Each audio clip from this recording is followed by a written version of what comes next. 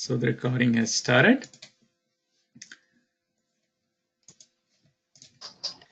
So just quick note, you can add these two email addresses in your contact, because from time to time we might send some interesting blog posts and stuff that might be interesting to you, you would like to read about and stay up to date on machine learning. We'll make sure that our emails land in your inbox. And in the end, just remind me for the copy of the deck, because a lot of times what I do is I forget. I record the video, process the video, and send the video over, but I forget sending the deck. There are a lot of people who want a PDF copy of the deck, so just let me know or remind me, I forget. And before we start, a quick overview about MCAL Global. We are a training company. We have been in training for more than 7+ years. And we have trained more than 10,000 professionals across the globe. And we have about 50% or 50+ international and domestic clients. We have people from Southeast Asia, South Asia. We have people from America, Europe, Middle East. And 95% of the time we get excellent or good feedback, which is pretty high because we focus and pay a lot of attention in our training material, in our training staff. So that's our overview in a nutshell. I'm Sridhar Anand. I'm one of the co-founders of MCAL Global, and I've been in the industry and data science for quite a long time. I have 17 years of real industry experience. And my co-presenter or co-founder is Ashok Singh. He usually is responsible for managing the strategy and business growth for our firm. Now let's get started. I hope you guys can all hear me. I got a message from Chris that he lost me. Chris, can you hear me? Yeah, I can hear you, but it's faint a little bit. Faint. Let me check if I can. Is it faint for everyone else, or everybody else can hear me fine? Yeah, it's clear now. It's clear now? Awesome. Yeah, I can get you fine. Good. Yeah, it's fine. So for the beginners here, let's do a humans versus machine comparison, right? Humans, if you look at yourself, we essentially learn from experience, right? From our childhood to now, when we are growing up, we interact with people. We, learn from our elders. We learn from our surroundings. We learn from the environment, right? At every point in time when we are growing, we are receiving data from our sense organs, and using that information, we are, building certain models, certain, understanding of the world, and we are learning. We are constantly learning, right? Whereas machines, they are different from human beings, right? They need specific instructions. You feed them, step by step, instructions or code that go do this, go do this. If this happens, do this. If that happens, do that. So machines have been designed to follow instructions, right?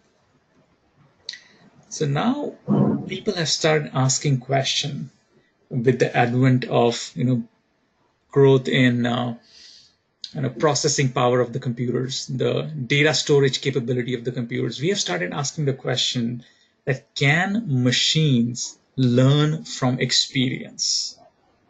Now, this is where machine learning comes into the picture, right? So there is a textbook definition of machine learning, and it is machine learning is a type of artificial intelligence that provides the computers the ability to learn without being explicitly programmed. This is an okay definition, but when I read this for the first time, it didn't make a lot of sense to me. So I thought of, all right, this is a textbook definition. Let's start here, but let's start decomposing it and bring it to a very simple, explainable level, right? So this is how I would define machine learning. But before we do that, just let's look at a traditional program. What is a traditional program, right? A traditional program is receiving data and it's processing the data based on the instructions that have been coded in that traditional program by a human being. It takes that input data, churns that input data, and produce an output data. This is what a traditional program is. But machine learning, it's different. Machine learning is taking input data, it is processing the input data, but it's trying to understand the patterns in the input data. It's trying to understand, similarities and differences.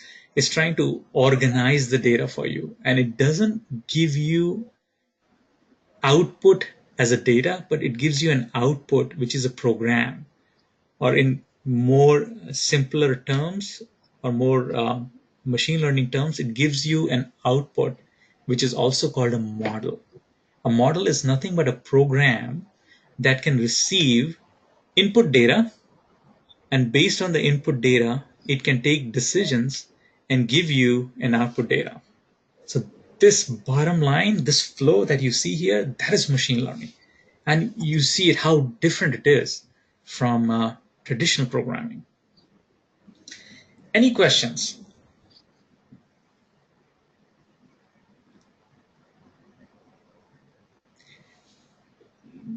Does this explanation make sense? Are you able to get the difference between a regular program and machine learning?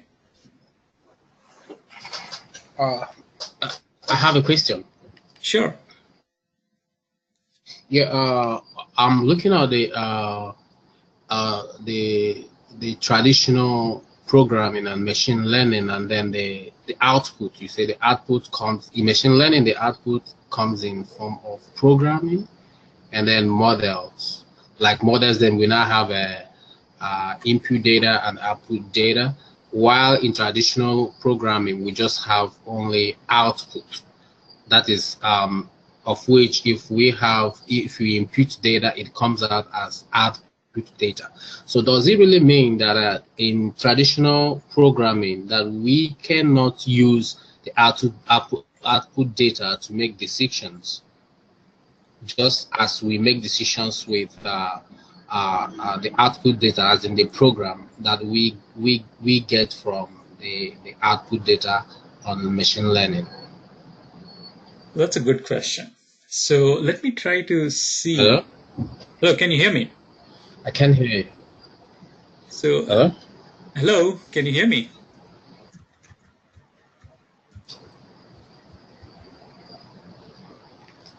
Can everybody else hear me, or is it just Chris who's having an issue? We are able to hear you. Okay. Hello? Hey, Chris, can you hear me? So we'll give Chris some time to get back on the grid, and I'll keep this question, and I'll try to address it when he's back. But my answer. Yep. Hello, Chris, can you hear me? Yeah, I can hear you now. Okay. So to answer your question, a traditional program is giving an output data. Can you make decisions on the output data? Yes, you can. Yeah. Okay. But it is you who have to look at that output data and make a decision, right? But in a machine learning, the machine learning algorithm is giving you a model as an output.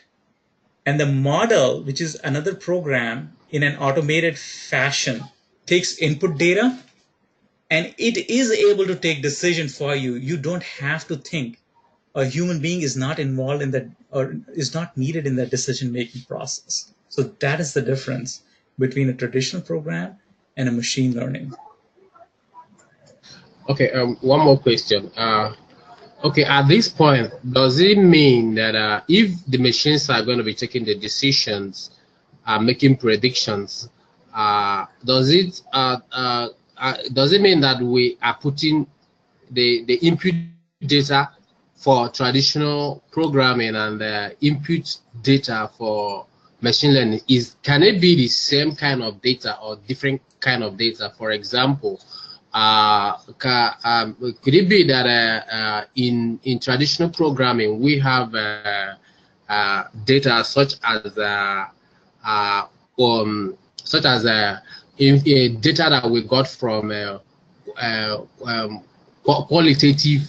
qualitative surveys, or probably maybe we now the kind of data we use or we impute on machine learning has to do with quantitative data.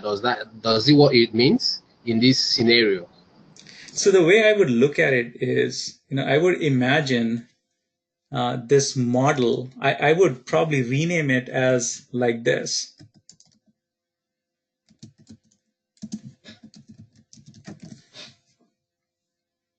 So think of this machine learning algorithm taking data and giving you a traditional program. Okay. That you can use to do your analysis, right? And back to your question, this traditional program that is coming out can take any type of data that a normal program can take in and make decisions out of it. And machine learning is not only about making decisions. There are other things you can do with it, right? You can see patterns in it, right? You can see what are as you'll see later in this presentation, as to what are the different types of machine learning algorithms, right? So we will get to it. So just hang on, right? Okay.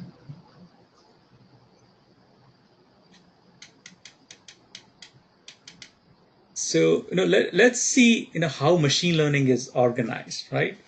So machine learning consists of, at a high level, two types of algorithms, right? There is supervised learning and there is unsupervised learning. There are people who might be more advanced in machine learning. They might come and say there are other ways of doing. Yes, there are, but to get a gist or get the crux and without muddying up the water, we should look at machine learning as broadly two types of learning. One is supervised and the other is unsupervised, right? What is the difference between two, right? A supervised learning is used when the data that you're trying to analyze has the data together with its outcome associated with it. So what does that mean? So let's say you're trying to do supervised learning on blood result, right? You have lots of blood results or blood test results at your disposal, and you have hemoglobin this, sugar level this, white blood count this, and all other readings of that test, and you have an outcome associated with it, which is diabetic, yes, or diabetic, no, right? The yes and no of being a diabetic is an outcome. And you have that together with all the data, historical data of tests that you have. Now, this data set becomes data with outcome. And if you use it to create a supervised learning model, you can use that model to make predictions. Given a new blood test result, you'll be able to predict whether this blood test result is a diabetic person or not a diabetic person. So that is supervised learning. Right? Whereas unsupervised learning is a situation where you're trying to analyze data irrespective of the outcome. You don't care about the outcome. You're not worried about the outcome. Here, the problem you're trying to solve is something different, right? You're trying to see patterns in the data. So for example, you're working in Pizza Hut, let's say, and your business unit says, I want to open up a Pizza Hut in New York. And, you say, all right, how can I help you decide the locations where I'm going to build the store? So what you do is you start collecting data that, these are the zip codes where a lot of families live with kids. Okay. And then these are the zip codes where a lot of families live with, a lot of single people live, right? And you start collecting your data points mapped by geolocation. So you know the kind of population you have, which might be interested in a pizza place. And then you do an unsupervised learning where you're not trying to predict whether this person is going to eat a pizza or not. You're trying to predict, are there concentrations on the geography where a lot of people who would probably eat a pizza are concentrated. And then you can do that analysis and go back to your business unit saying, you know what? I analyzed the east side of New York and I feel there are 4 concentrations of people who might be interested in eating pizza. And why don't you open 4 Pizza Hut right at the center of these 4 concentrations, or 5 if one concentration is big? You'll be able to make those decisions using unsupervised learning. Any questions?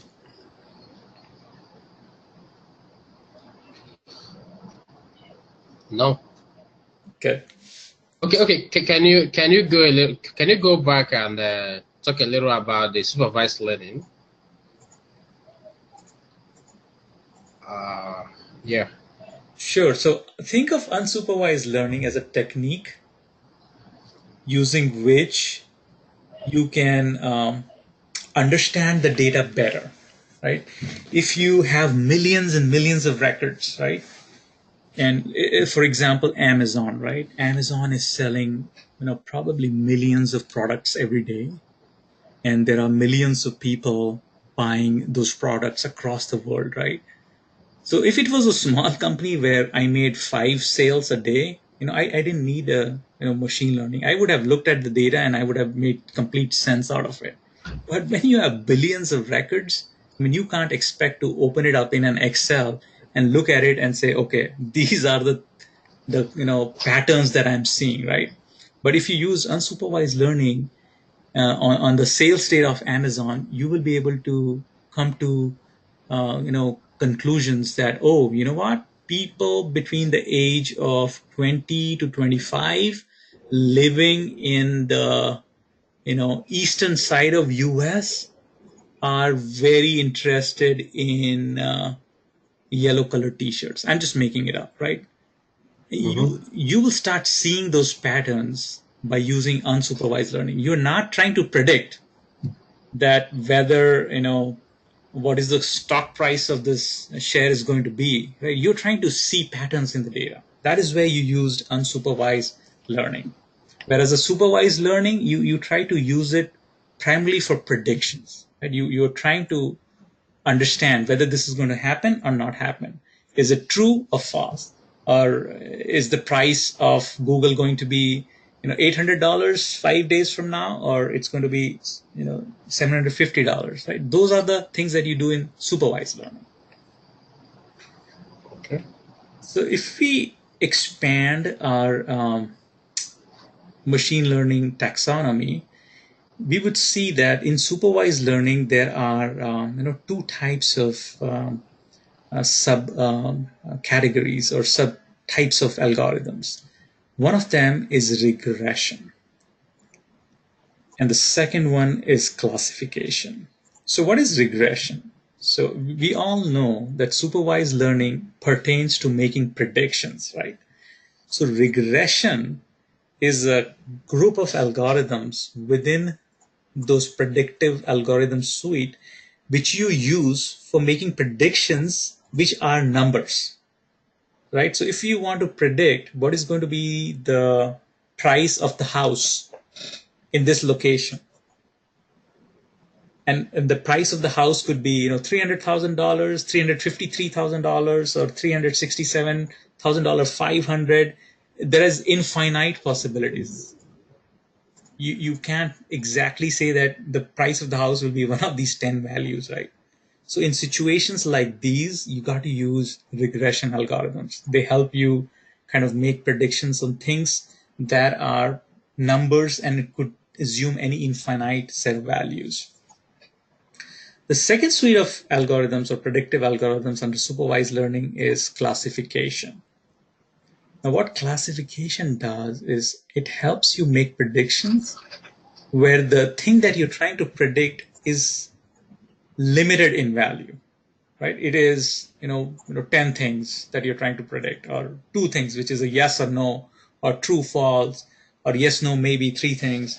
So whatever you're trying to predict, or diabetic or not diabetic, or this particular image has cancer cells or non-cancer cells, right? these kind of predictions where the outcome is limited, you use classification. So I'm going to mute all of you. There is some background noise. And whenever you have to ask something, feel free to unmute and ask. Is that okay? All right. So the unsupervised learning is, one of the subcategories in unsupervised learning is clustering. Now, this is the example that I was talking about when I was speaking about a Pizza Hut deciding to pick locations where they want to open their stores, or Amazon trying to figure out what are the trends in their, what are the patterns in their sales data, right? That is what clustering is. The other suite of components, other suite of analysis that you can do in unsupervised learning is principal component analysis. What this is it helps in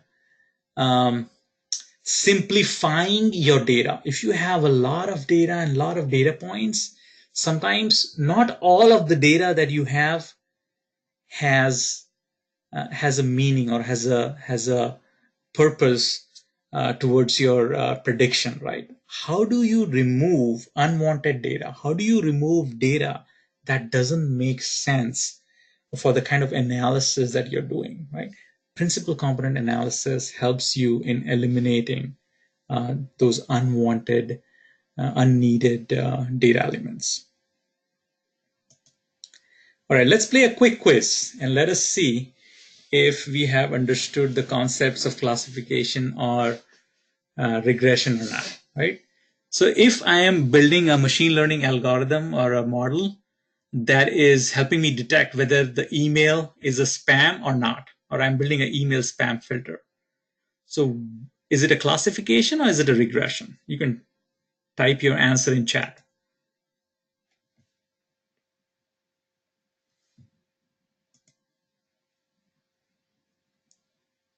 All right, people are thinking.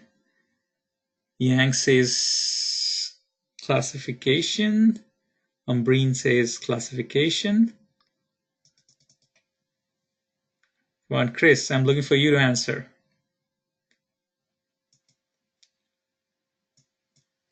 Rohit says classification.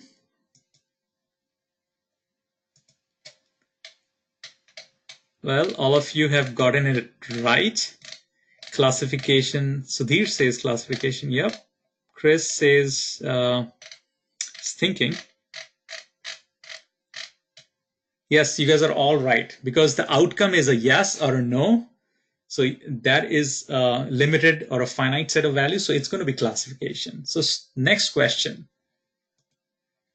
Stock price of a particular company. Is it going to be in future? Is it going to be regression or classification? I am getting a bunch of responses and all of them have gotten it right. Everybody says regression. That is absolutely correct. So let's say I want to predict the price of a house. I have the attributes. What is the square foot? What are the upgrades in the house and which location, zip code is it in? I have all those attributes and I want to make a prediction. What is going to be the house price? What kind of algorithm should I use? Classification or regression? All right, here I'm getting a mixed response. Quite a few of you said regression and quite a few of you said classification. So for the folks who said classification, I would like to know why you think it's classification. Sudhir, I would like you to explain why you think it's classification. Let me see if I can unmute you.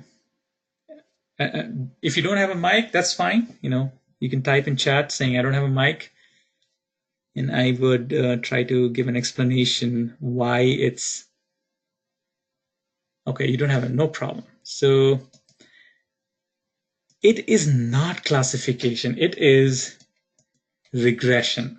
The reason being the price of a house could be anything. It could be one of the infinite values, right? It's not limited. It could be $353,500. It could be $320,000.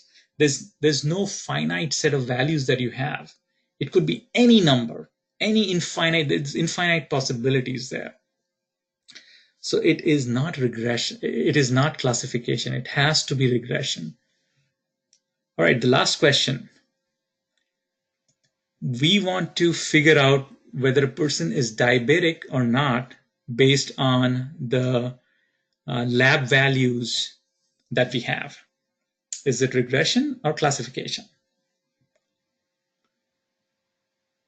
All right, I'm getting a lot of classifications. And yep, you guys are all correct. It is classification because the outcome that you're focused on has limited value. It is yes or no, just two possible values. That makes it classification. Good job.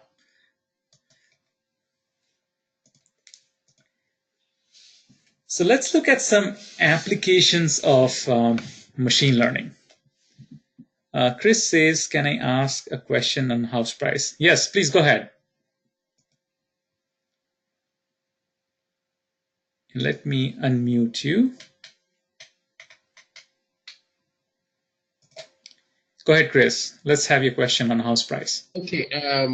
Because my answer to that question was classification, and the reason behind that is because attributes we are actually given.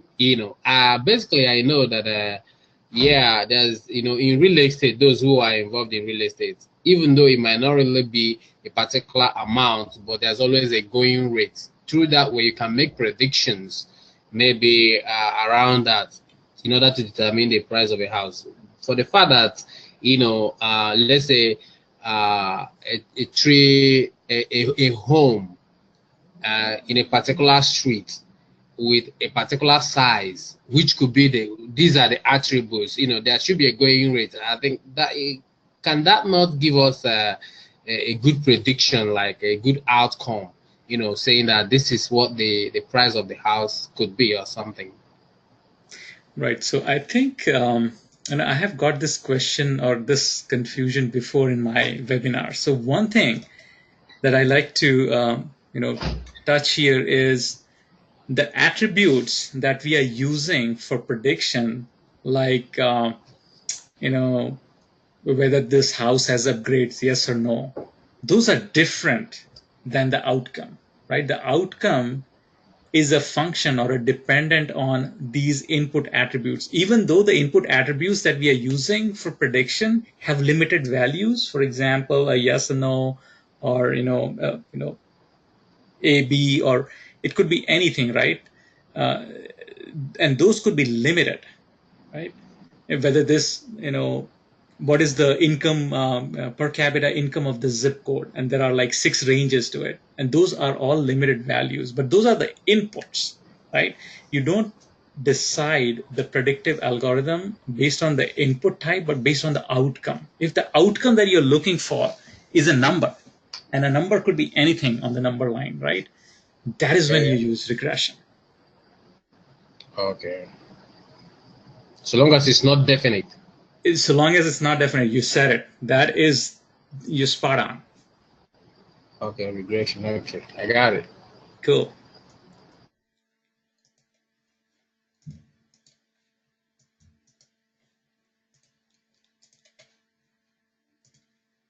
All right, so let's look at applications of machine learning. The biggest application of machine learning is social media. We all use social media. We go in and post, what we are feeling, what we are eating. We like, messages from Democratic Party. We like messages from Republican Party, or we hate messages from some party, or we, promote, or we like certain products. We like videos, we unlike videos.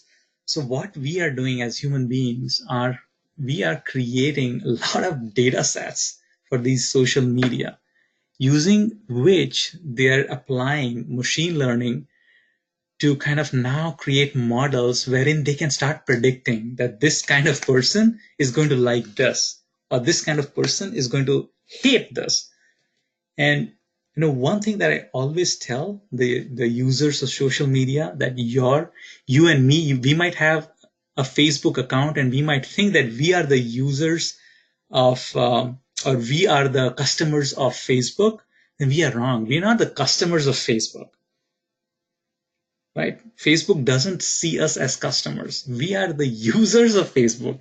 The customer of Facebook are advertising companies who now can position their advertisements saying, I want to promote my product in a group of people who have following interests or who like these kind of things. So all of those machine learning that social media is using, it's using it to directly generate revenues for itself by applying that towards creating very focused, targeted marketing campaigns for their customers. Search engines. I mean, millions of people across the globe, they are using Google or the Bings, and they are searching the keywords and getting search results, and using the search results, we are looking at the search results, we are clicking on the search results saying, oh, you know what, this makes sense to me, by looking at the description and going deeper into it. All this data is being captured, right? And machines are understanding or refining their algorithm that for this keyword search from this geographic location at this time of the day means that I should be showing these kind of results, because we are helping to make their algorithms more perfect, right? Granted, Google has a page rank algorithm, and using which it can give you a good first draft, but we as our human being input, by applying our brains and clicking on links saying, I like this and I don't like this, are making that prediction even more better. No wonder we feel that Google is reading our mind. Now, healthcare. Healthcare machine learning is making a massive impact. IBM has created a product called Watson, and Watson is, at the leading edge. It's much bigger than machine learning. It has a kind of built itself on cognitive science, and it is processing a lot of data and applying machine learning on it, and it's able to create health plans or care plans for complicated cases.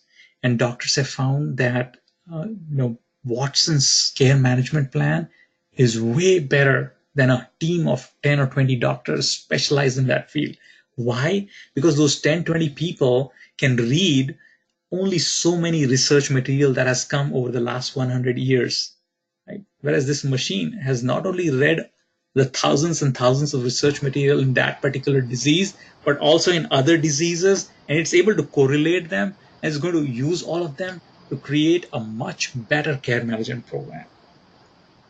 Banking and finance, right? 18 years back, my roommate, he started a company using machine learning to make predictions of prices, stock prices, and he was trying to explain me that how he can use algorithms to predict what the price is going to be in the future. And I didn't understand at that time the value of this. So he was based out of Chicago, and he built his company over the last 10 years, and he did an exit 5 years back or 6 years back, and he's retired now. He doesn't have to work anymore.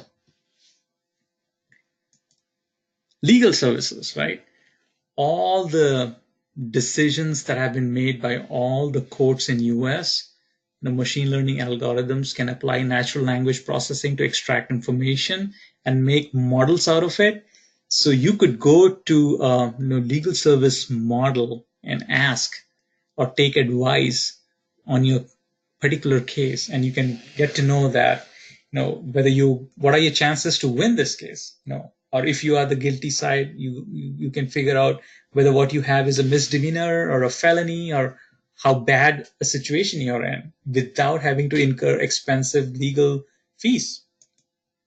Retail, we talked about the Amazons of the world, how they are using machine learning to understand their user behavior. And if you look at Amazon or Walmart or Best Buy, wherever you go and buy online, they will make suggestions below that. If you are buying this, you might also be interested in this, right? Out of the 100 people that they show that, let's say even 5 buy it, right? Even if 5% buy those additional things, right? They have increased their sales by, 5%. So if they were selling, $1 billion a month in sales, so they have created an additional sales opportunity of $50 million by just using algorithms without having to hire a single sales staff. Now that is massive. Now that is the power of machine learning. Public services, there are 911 services in US in certain counties who have started exploring machine learning, how they can use it to classify calls as to, is this call a hoax call, or what is the priority of the call? How important or urgent this call is based on the audio, features that is going to extract from the voice and the data. So that's going to be a huge time saver and a resource utilizer, right? Because resources can be effectively utilized by making correct decisions, so you don't waste taxpayers' money. In security, right?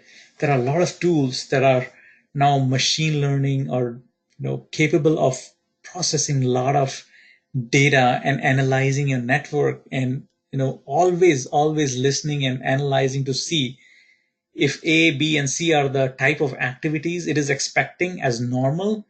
Does it see anything D or a new pattern of activity that doesn't fit the A, B, and C that it's used to seeing, so that it can proactively right then and there raise an alert saying something is something is amiss, something weird is happening.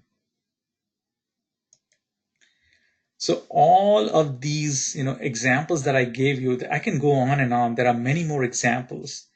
All of these systems, they are effectively collecting data, and they are converting the data into information using machine learning to do what? To provide better digital services, to provide better products for their customers, right? They're able to do or take decisions using information, and no longer it's a guesswork or a gut feeling. You know exactly why you're making a decision. You know exactly that you can increase your sales by $50 million a month, right? Can you guys see my screen?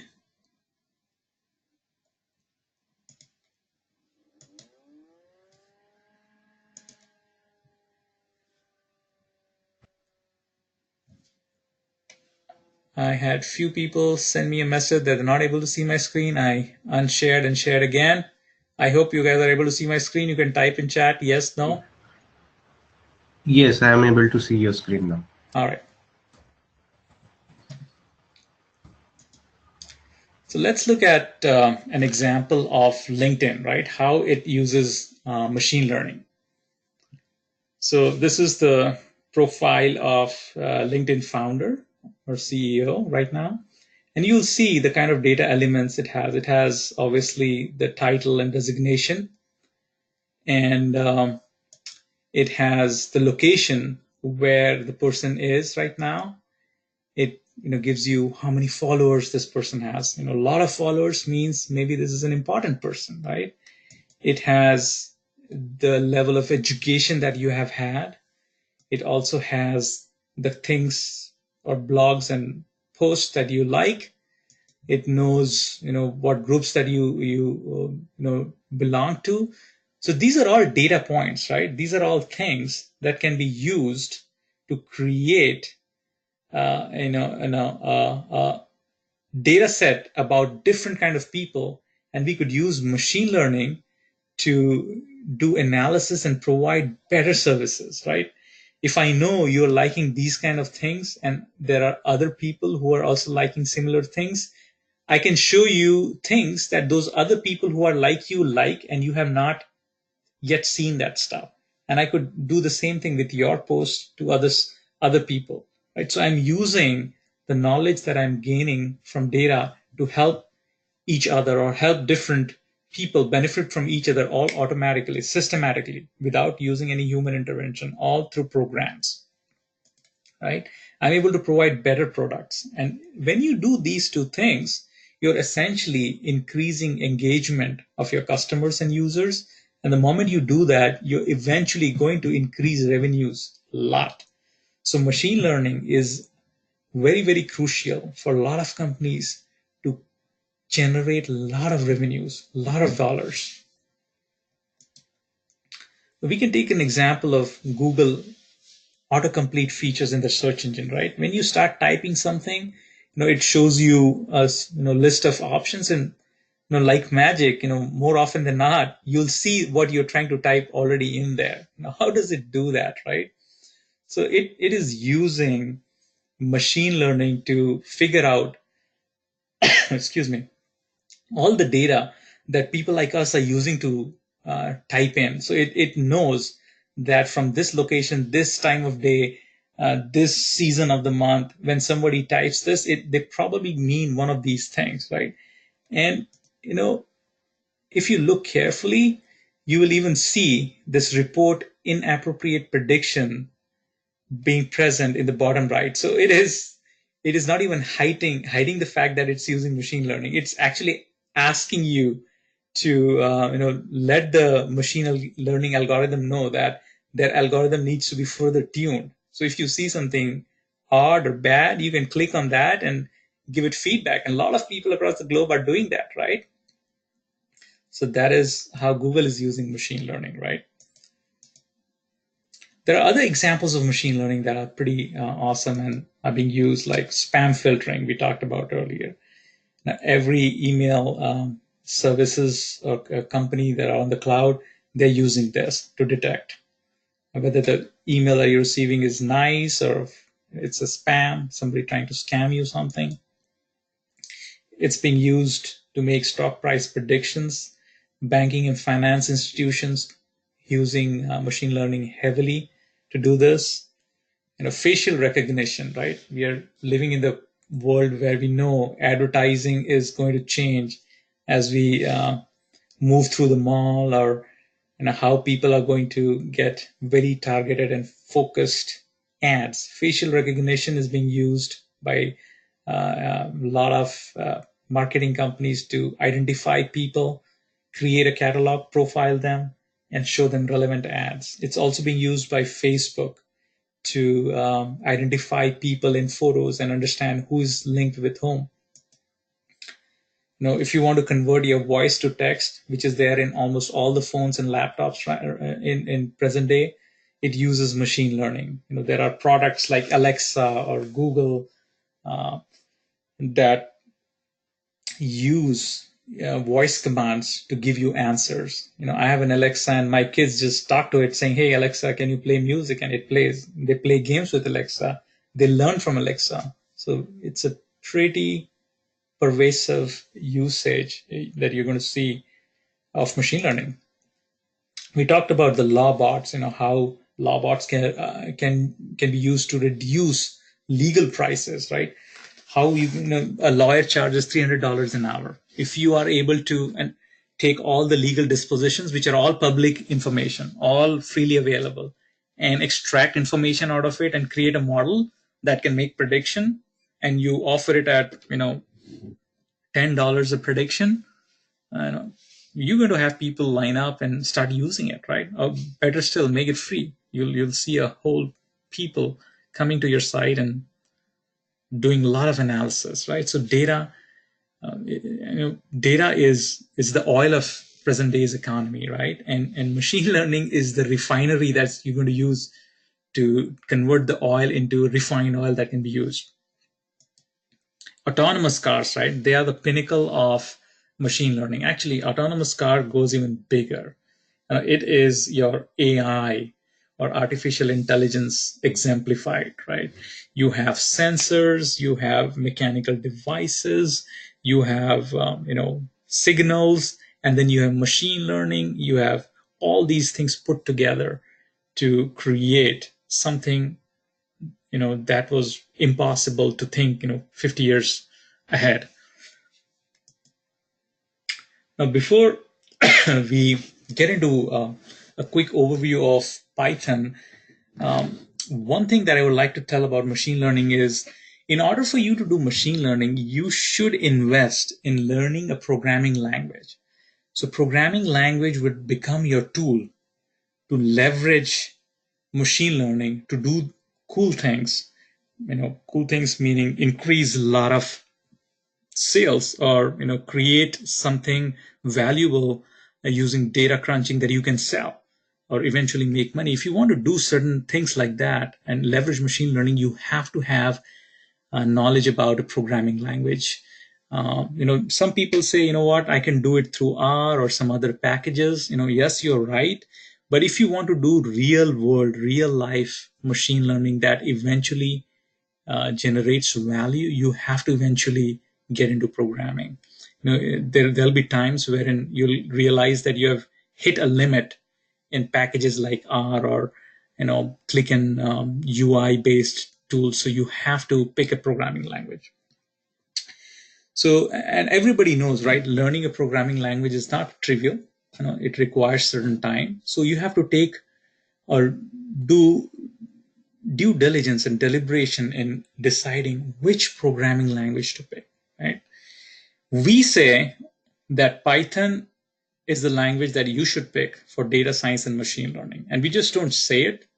We have reasons for it. Let's look at why you should invest your time in learning Python for data science and machine learning, right? Number one reason, it's an open source language. It is freely available. You don't have to pay a single dollar to get access to Python. You go online, download Python, install it on your machine, and you're ready to go. You don't have to pay a single dollar to Microsoft or the Apples of the world. Second reason, it's very quick to install. It's very easy to install and write your first program. It's probably one of the easiest programming language I have ever seen. Third reason, its syntax or its way you write the program, it's very simple. It's not complicated at all. We can have a quick comparison. Look at Java. If you wanted to write a program in Java which printed hello world on the screen, you would have to write these 5 lines, and compare that to Python. In Python, you just write print hello world and you're done. So it's not verbose. It's very simple. It's designed for people who don't want to waste time in typing. They want to get to the job right away. There are a lot of out-of-the-box libraries in Python, and they're all free again. And what is a library? A library is a collection of programs that you can use and invoke right out of the box. You don't have to write anything or code anything. You can just use them. For example, Pandas. Pandas is a library that you can use to do a lot of data analysis. So I call it Excel on steroids, right? You can do a lot of data munging and data cleaning, data analysis using this Pandas by just issuing the commands, and you don't have to build anything from scratch. You have NumPy. NumPy, you can deal with multi-dimensional arrays in a very fast fashion. There's Matplotlib. Using this, you can do visualizations, graphs, and charts. These are, again, all free. You don't have to pay anything. Python being free, there have been people who have focused a lot of their energy and teams and companies to create these libraries for you to use and do your data science. Now, there's scikit-learn. Scikit-learn is all the machine learning algorithms that have been discovered in the world. Mostly, I would say 99% of them, they have been already coded in scikit-learn. So you don't have to write a linear regression. You don't have to write a Bayesian network. You don't have to write a k-means cluster. You don't have to write a decision tree from scratch. It's already there in scikit-learn. All you do is just load the algorithm that you want to use, feed it the data, and let the library do the job for you and create the model for you, right? If you want to do natural language processing, you have a library for that in Python. You want to do deep learning. Google has created TensorFlow, and the first thing they did is a way for Python to connect to their libraries and execute deep learning algorithms. So these are the things, key things that you have at your disposal to, and there are many other, hundreds of other libraries. I'm just bringing a few, those are the ones that fits in this slide. But if you go look at Python ecosystem, you're going to see hundreds of libraries that you can use out of the box. And last but not the least is the popularity of Python. You guys can right now go to Google and search for top programming language. And I challenge you, Python will show up in the top 5. Anytime I have done that, I say top 10 here, but of late it's coming in top 5. Sometimes it comes at number 2, sometimes 1, number 3, different people, different blog posts, different opinions. But you can do it right now in Google and search for top 10 programming languages, and you can see for yourself where is Python. So Python has become the default programming language for data scientists. So if you know Python and you're looking for a job as a data scientist and you're going to apply for a job in a particular company, the existing data science team there, 99.99%, they would be using Python. So if you know Python, you're increasing your marketability in the job market. So there are very, very strong reasons that I believe you guys should learn or invest your time in Python if there's any one programming language that you would want to pick to do machine learning. So this was an overview of machine learning and how to use and why to use Python to do machine learning, right? And I know it's at a very basic level introduction. I know time is limited, but I know you would want to learn more, right? So here are some resources that you could use. There is a book called Elements of Statistical Learning. It was published by a group of professors in Stanford, and it's a free book. Here's the link on the presentation on my screen that you can see. You could go download this book, and if you're interested in machine learning and understanding behind the scenes of what those algorithms do, I would highly recommend you go ahead and read this book. It'll take about 6 to 7 months to digest this book. It's a little dense. So it's not for everyone, but if you have the curiosity to get deeper into machine learning, I would recommend to go read this book. We have a blog post where we explain how to learn machine learning from scratch. Okay, that is a blog post with a lot of resources in it, with a lot of scenarios where you are coming from and how to go and approach from a different user's perspective of learning machine learning from scratch. It's in there. So you might want to check that out. Thirdly, we offer a Python machine learning course. It's an instructor-led online course. It spans 6 weeks, and you can join that to get acquainted or knowledge, get your knowledge on Python machine learning in a well-packaged, structured fashion with the help of an instructor. If you're running short on time and if you want to learn it in a fast manner, you could invest your time in doing that course. So these are your options that you might want to think about. So let me give you some more details about our Python machine learning course and what should you go to or decide to go that route, what you're going to get, right? So in this course, we're going to teach you preliminary Python, the relevant aspects of Python that you need from scratch to do machine learning. And once we have done that, we're going to teach you machine learning algorithms, the supervised algorithms, the unsupervised algorithms, regressions, classifications, principal component analysis, linear discriminant analysis, and the clusterings and all those things as part of this course, right? So what does the curriculum look like? So we will do a quick introduction, give you a lay of the land, and then we are going to delve into Python fundamentals. And then we have to quickly move on to some advanced topics in Python that we have to master so that we can use it for machine learning. and then we are going to straight away jump into machine learning. And then we are going to first start focusing on supervised learning because it's relatively easier as compared to unsupervised learning. And within supervised learning, we're going to learn about linear and polynomial regression. We're going to talk about logistic regression. We're going to do decision trees, random forests. We're going to do bagging and boosting. We're going to look at k nearest neighbors. We're going to look into naive Bayes algorithm.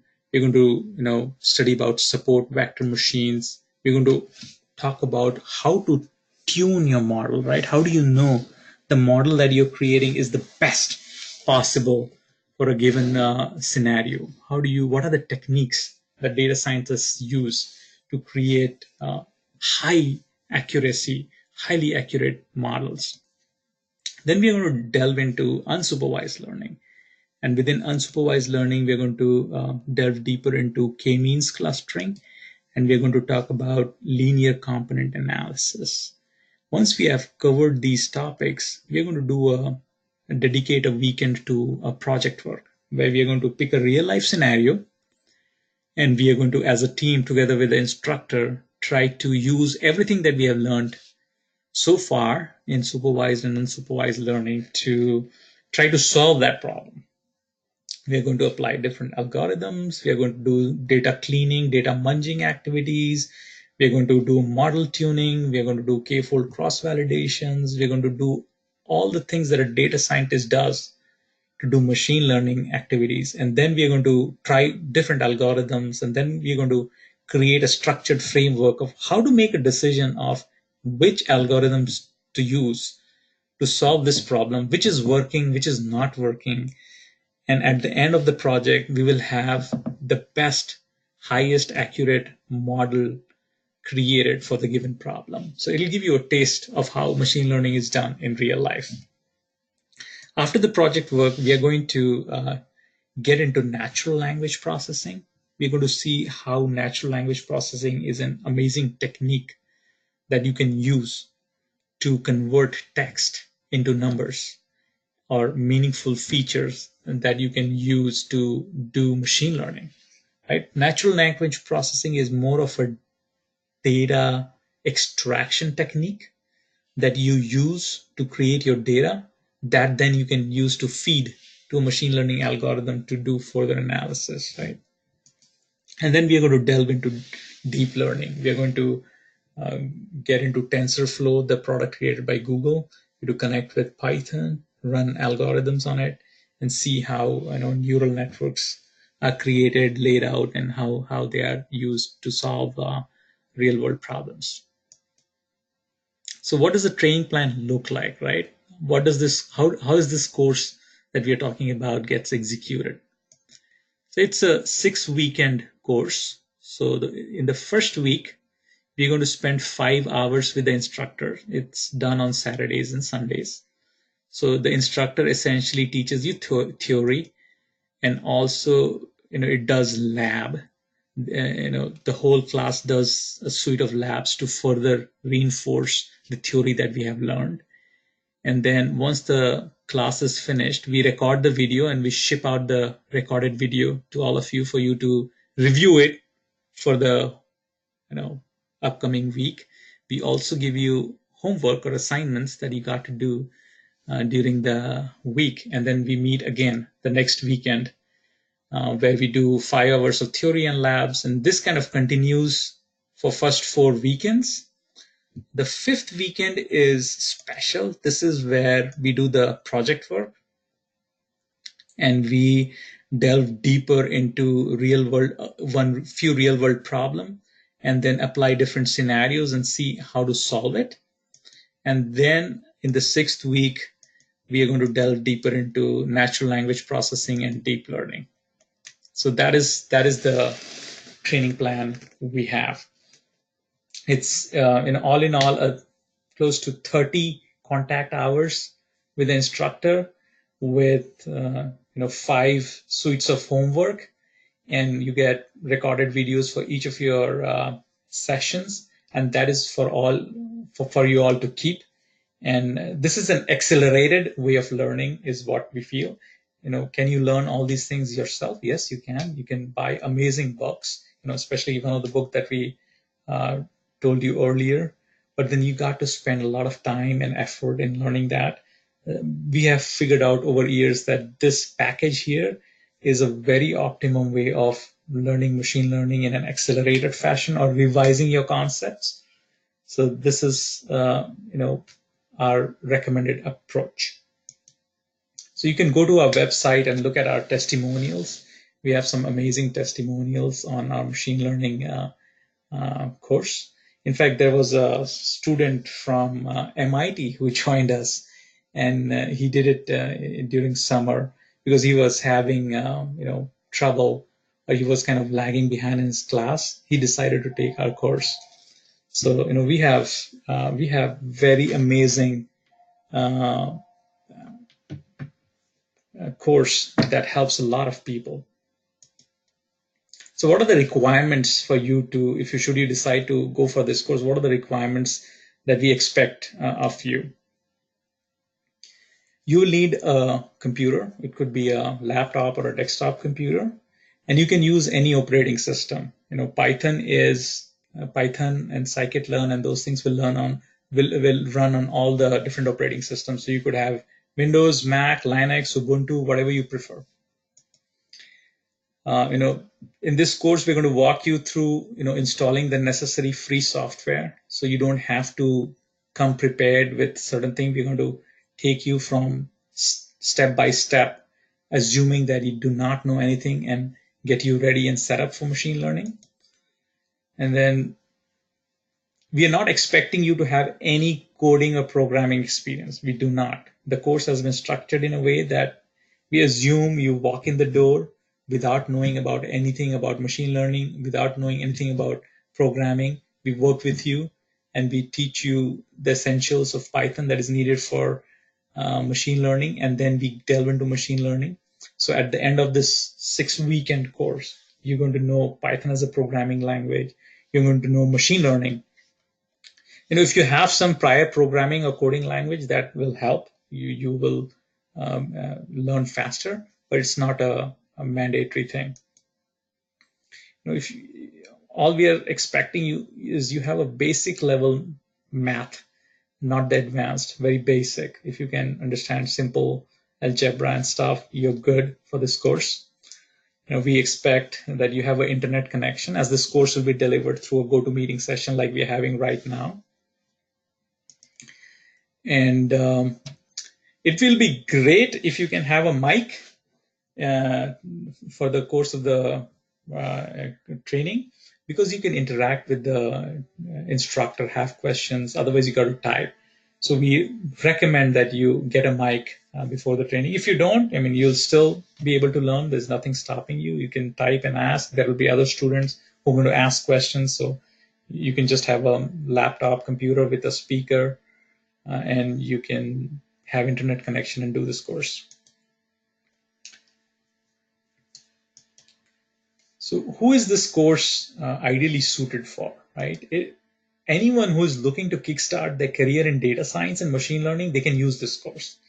They can use the packaged material that we have to quickly learn machine learning in depth.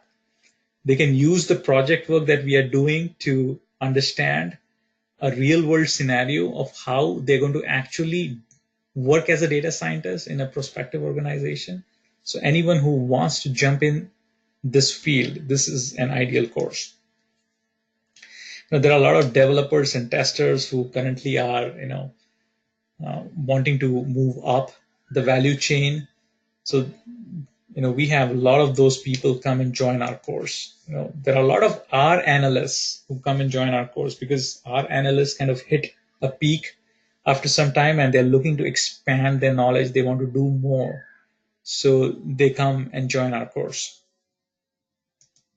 There are a lot of business intelligence professionals and ETL folks or visualization folks who want to or who would like to learn this course, because they can now use their analytical reporting skills to include machine learning in it and give much more value to their business user by creating predictive models and creating visualizations around them. business analysts, data analysts, they love this course. Now, there are high-level project managers or project leads who also come and take this course because they are have been charged with leading a big project, a big data science or a machine learning project within their organization, and they're looking for a way to quickly get an understanding of what machine learning is so that they can effectively manage the portfolio or project that they have been tasked to deal with.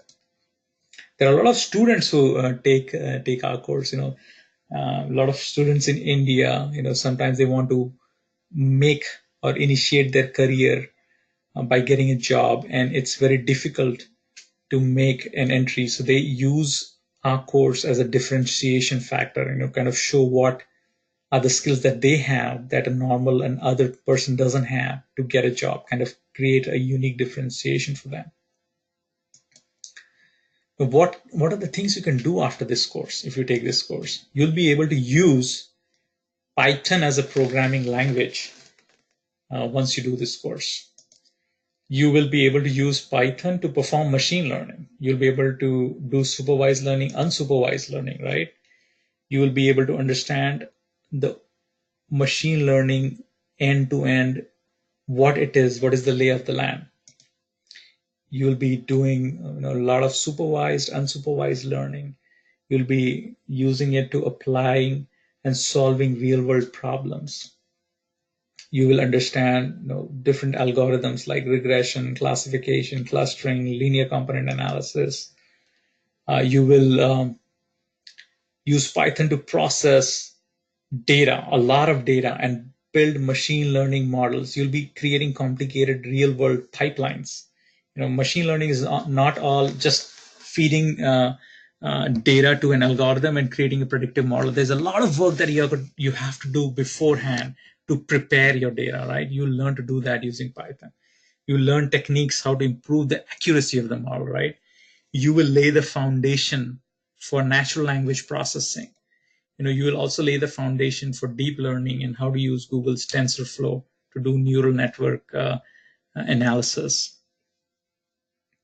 Right? What are the things you'll understand in regression, right? You're going to understand linear regression. You're going to understand polynomial regression. You're going to touch upon regularization. What is lasso and different types of regression techniques. You're going to learn about logistic regression.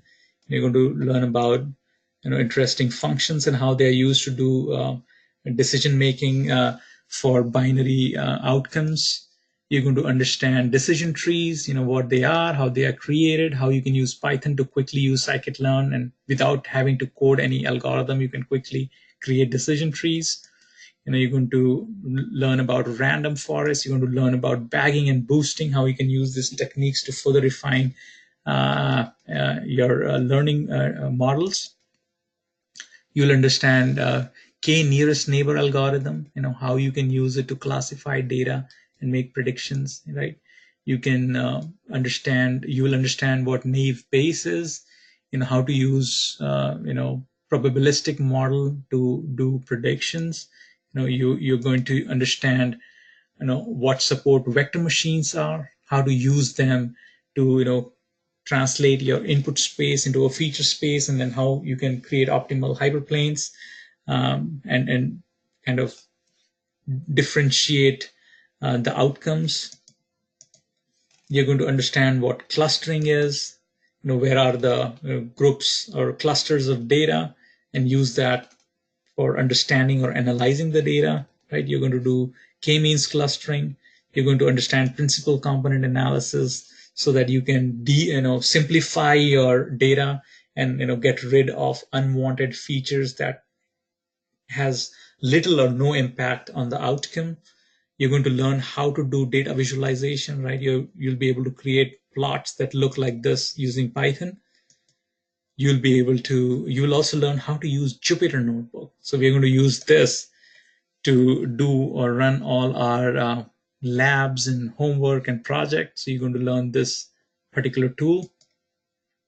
You'll understand natural language processing, how you can take text and convert it into an organized information. You're going to use NLTK library. It's written in Python to do all your natural language processing. You're going to get or delve into deep learning. You're going to use TensorFlow. It's an open source library. It's a very high performance library that's been written by Google. You're going to learn how to connect to it and use neural networks to do machine learning. And what are the important dates? So the training starts on 25th of August. Oops, I have the wrong date here. My bad. I'll correct it. The training starts on 25th of August. And it is going to be 6 weekends. And the timings that we keep are flexible. It depends on the group. The last group that we had wanted to learn, 7 a.m. to 9:30 a.m. from the California time. And from the Eastern time, 7 a.m. to 9:30 a.m. in the India time, and 6:30 p.m. to 9 p.m. California time, 9:30 p.m. to 12 a.m. Eastern time. And again, these are all customizable. We are not sticking to this exact time. We can tweak the time based on the group that gets formed. So the key thing right now is 25th of August is when we start. 25th of August is a Saturday, and 25th, 26th will be the first couple of sessions, and then the following week, which is the 1st of September and 2nd of September is the second week, and like that we'll go over 6 weekends. So those are the important dates. Now, how much does it cost? Everybody asks, okay, what is your training going to cost? On our website, if you go and look, it costs, the cost there is $499. But, we give a discount to everyone who attends our webinar of $49. So we're going to reduce that from $499. And if you decide to buy now, we give an additional $100 discount. So net price, if you decide to buy now, all inclusive is $350. It's all inclusive. There's no taxes or any such thing. And you don't have to pay the entire $350 if you decide to buy now. You can just pay a partial $50 right now and reserve your seat. And before the training starts, before 25th of August, you can pay the remaining $300. So that's how we have structured the payment. And what do you get in $350? You get live training. There'll be an instructor who will be working with you for 6 weekends, a total contact of about 30 to 40 hours. And then we'll teach you Python as a programming language. And we'll teach you Python that you need to do machine learning. And machine learning will be covered in detail in terms of supervised learning, unsupervised learning that we saw earlier.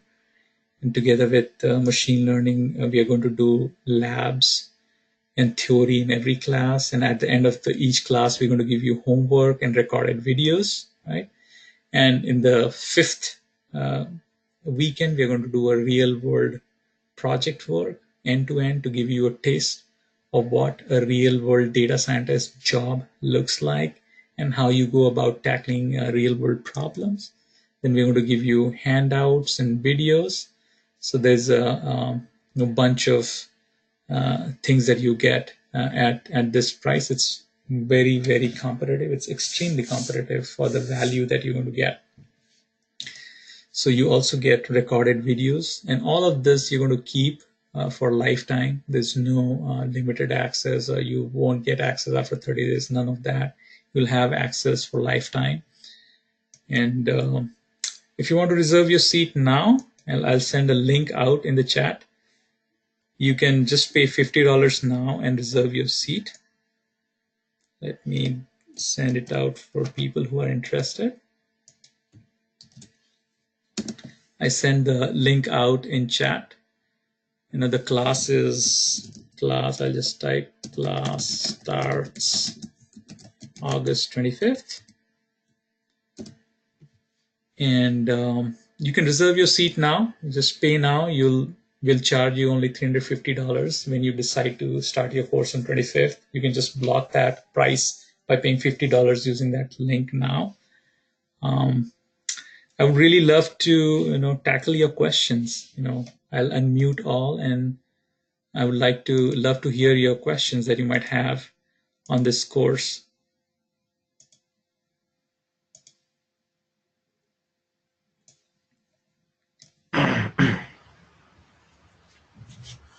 Hi, Anand, I'm Rohit here.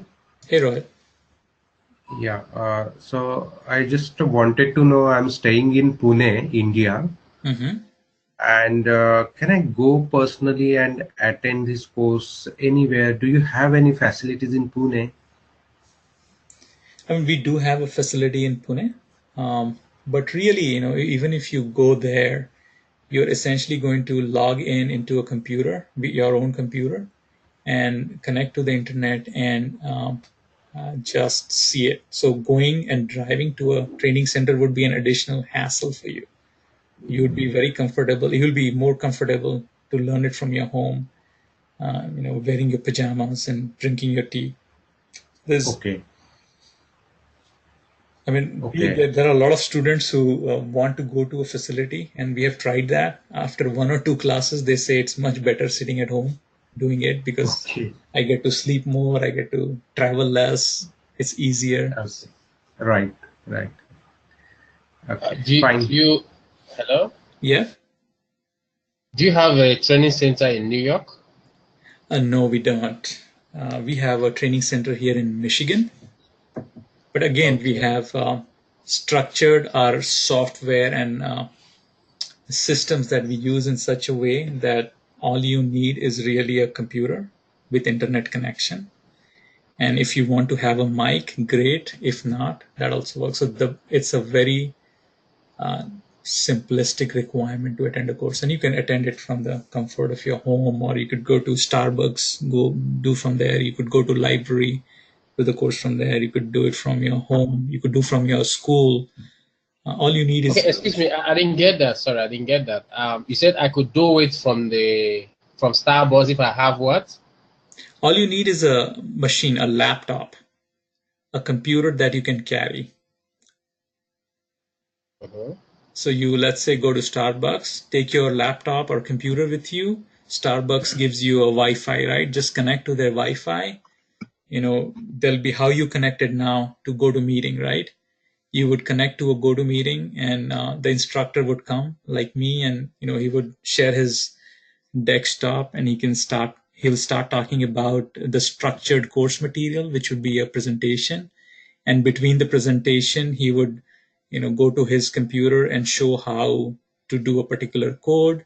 And then he would make, let's say, you the presenter and would like to see what kind of code you did. And if you're stuck and you have question, he would go and say, okay, I see a mistake here, why are you doing this? And then it'll be more of a kind of an online classroom kind of a feel. And all we say is, we just need like 5 hours of your time every weekend, and I would say 3 or 4 hours during the week to review the videos and the assignments that we give. If you are willing to spend this much time with us, within 6 weekends you're going to be at a very, very informed level in machine learning and Python. Okay. I just need to ask one question, like how frequently this course you conduct, means after August, is it possible to have in December or some that period, like how frequently it happens? Sure. So we usually have our course once in 2 months. So we conduct this course, 5 or 6 times during a year. Okay. This December, we did last year in December, but usually it's Christmas time, New Year time, so the Right. attendance was a little low. So we are still thinking whether to do it or not to do it in December time this year. Okay. Is there any specific reason you were thinking about December? Likewise, I'm involved in one of the project in our company, and most of the time I have to go to the office on a weekend also. So it might not be possible for me to attend some courses. So that is why by the timeline 3 or 4 months I will be finishing off my project, and that is why I'm thinking of that. So if happens in the next year in Jan, then I would prefer this one. So that is why I asked. Sure, sure. Is that Rohit? Yes, I'm Rohit. Okay, so um, let me type my email in. You can drop me an email, and I'll let my team know that Rohit was looking for a session in December, preferably. If not, then January. Yes. And they can take a note of that, and they can get in touch with you at the appropriate So time. so this course will be finished in, I think, mid of October, right? Once you start in 25th August. You might be right. So October 1, 2, 3. Yeah, not mid. I would say kind of End of September, I think. end of September is, or maybe the first week of October So is.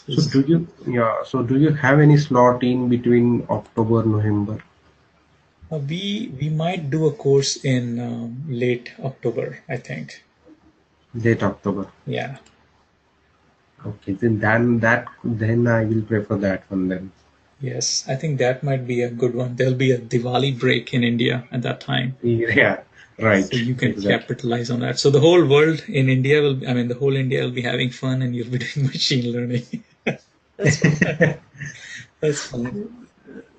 I Yeah, no like problem. your dedication. Yeah. Okay.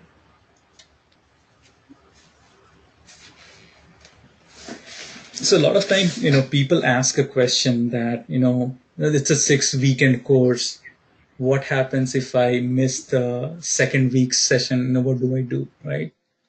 So, Right. my answer to them is, obviously we are going to, if you look at the training plan that I had, right, we are going to send out recorded videos. So if you look at this slide, let's say you missed week 2, you were not able to attend those 5 hours of theory and labs. You will get this recorded video of what happened in Okay. that 5 hour class. So you can go through that and completely Okay. see those 5 hours what happened. It's usually 5.5 hours. There are a lot of discussions sometimes happen. Every class some interesting discussion happens, and we always go overtime. Okay. So you can look at those, and you Okay. will not miss anything. And also, if you miss week 2 and you saw the recorded videos and you still want to have a live interaction, the next batch, you can always come and join our uh, second week session. You can say, what, I was part of your previous batch or 2 previous batches ago, but I missed the second week. Can I sit in the current batch? We can always do that. So I'm working in a automotive domain currently, Mm-hmm. and after learning this Python and machine learning, what industry type I can target? Like you explain, like banking, healthcare, and what are the main industry that I can target, which will be better for me? Like I am working in automotive environment. I think you don't have to change your line. Automotive industry is actually one of the most, I would say, uh, if you look at autonomous cars, right, they are going to disrupt the coming years. In the next Right. 20 years, you're going to see maximum disruption in the world because of the automotive sector. See Correct. just try to imagine what is going to happen, right? When the Right. autonomous cars are going to come, it doesn't mean it'll be just autonomous cars. It will also mean autonomous trucks, right? There is Correct. a huge population in the Americas and the Asias whose livelihood is driving trucks. There's a huge population that does that for a living. So all of those people who drive trucks, all of the taxi cab drivers in New York, right? All of those people are going to get unemployed, Exactly.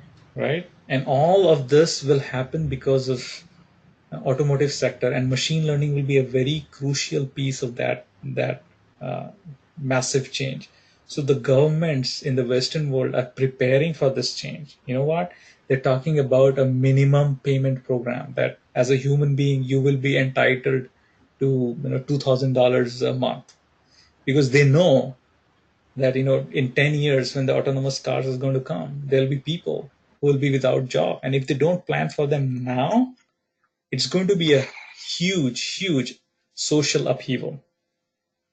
So the Exactly. machine learning has created um, a lot of economic and social issues that governments have to deal now, right?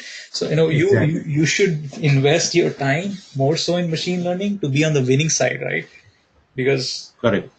it's going to dislodge a lot of I mean, for example, in software world, there are a lot of people who do testing right now, right?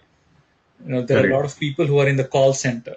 All of those jobs are at huge risk in the next 10 years. We're going to see a lot of them go away because machine learning is going to automate all of them.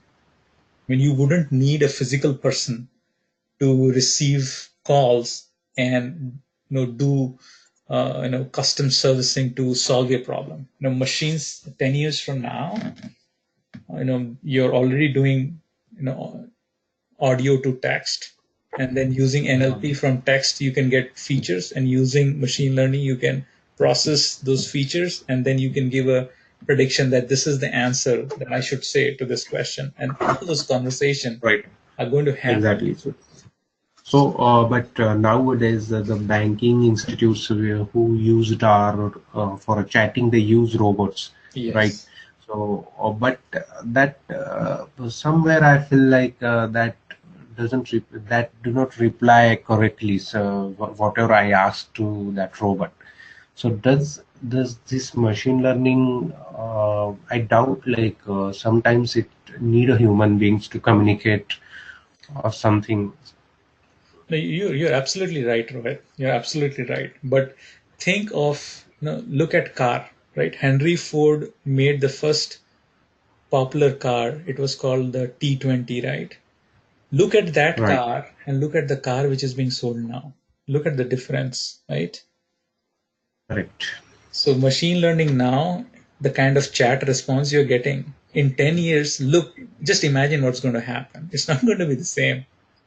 And people like us Correct. who are Okay. into this machine learning are going to make that change. In 10 years from now, you'll be talking, oh my God, this machine knows everything about me. You'll be talking about privacy issues. You'll be going and creating laws that I want machines to back out. I mean, they know me more than me. I mean, this is not right. Exactly. So, I mean, yeah, you're Correct. right that there are issues and challenges today, but every day someone somewhere in this world is working on those problems. It's getting fixed. It's getting Ah, fixed. Getting fixed. right. Right. Correct.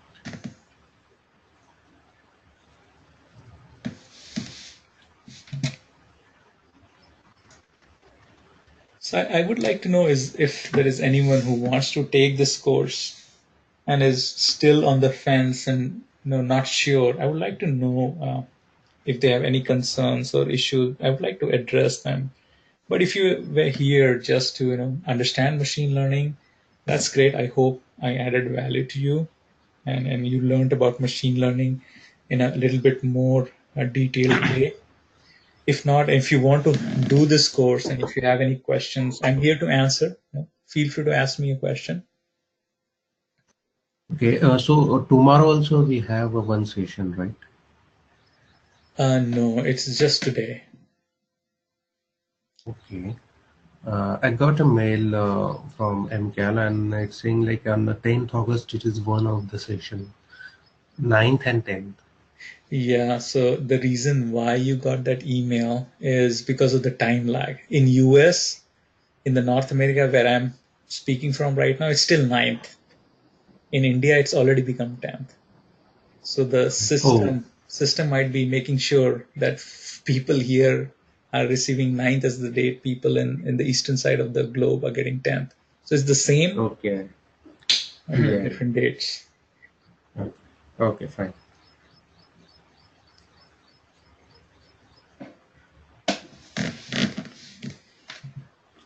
Okay, thank you, Sri Ananda, for your a wonderful explanation. We understood what the machine learning is, and I was looking for a long time to get the understanding of this. I'll definitely attend this course in the future, and I'll be in touch with you. Awesome, Rohit. I have put my email in the chat. You can stay in touch with Sure. me. You can drop an email to ml@mcal.in, and we would really love to help folks out. Sure. Thanks a lot, and have a nice day. Thanks, Rohit. Is there any other question that I could tackle? I know it's getting late. Feel free to ask me. I'm hanging around here for a few more minutes.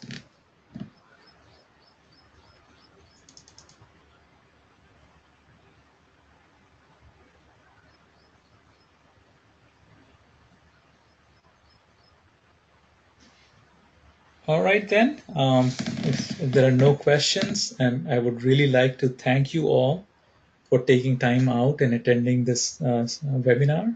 I hope I was able to add value to you and give you information that you can use to be more successful in your life. And I wish you Right. all the very best, and wish you all the best. Yeah, Ashrita, this recording will be sent to our email, right? Yes, sir. I'll send it to all of you. Yeah. Okay, Thank that'll you. be fine. Great. Thank you, guys. Have a good night or Thank good you. morning if you're in eastern side of the world. Have a nice day. All right, thanks. I appreciate it. Thank you.